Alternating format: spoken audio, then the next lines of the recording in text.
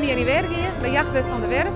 En ons bedrijf bestaat 124 jaar en dat vieren we nou sneu.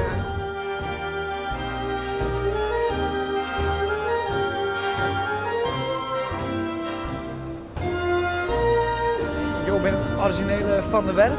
Ja, ik ben nog een van de oude van de Werven. Ja. En mijn oerpaak is hier begonnen op deze werf, 124 jaar lang.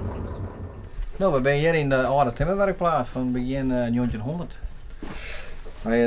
Dan zie je hier de oude werkbank van vroeger, die is nog helemaal zater wie. Ik ken wel zien hoe heet deze nou is. Als ik erbij sting, noem ik de grootste stek al net. Maar voor mij is het zelfs ook al te liggen te werk. Dan zal er in de een van de jaren wel wat extra hout en wat stof op de vlier kan werden. Maar als ik het een beetje aan de kant ga, dan kunnen we echt de oude leme vlier, wat ze vroeger dan ik op werken, zo heet wie er dus wel echt. Dus die mensen hebben vroeger liedser geweest. Dit was dan het vroegere personeel. Dit was een foto van 1924. Zie je vaak zich bijnaam, Sjouke Preem en Grutte Roel. Ze ziet er wel roeg uit. Ja, dat is mijn leven gewoon, dacht ik. Die kroeg werk natuurlijk. Ja. En de aardbol kwam ik net al. Dus, Dus dit is eigenlijk jouw familie van vroeger?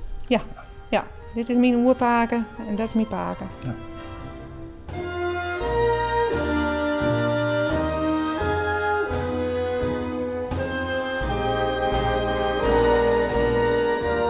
Nou, vroeger, toen het is nu nog staan, dan broeken ze van zo'n kielen om onder de boord te stutten.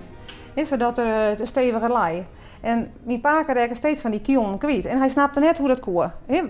Het liep wel eens zo'n meisje stijlen hebben, maar hij wist het ik net. Maar om erachter te komen, die er dus een gat in die kiel. En daar die de kroet in.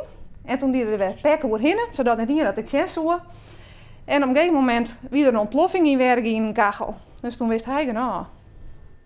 Wat is nou eigenlijk het geheim van de werf? Dat het al zo lang bestaat. ja. Ik denk dat het in bloed zit. Dat je het altijd bloot die gedreven hieter in die van der Werven. En het is ook een spul van de hele familie.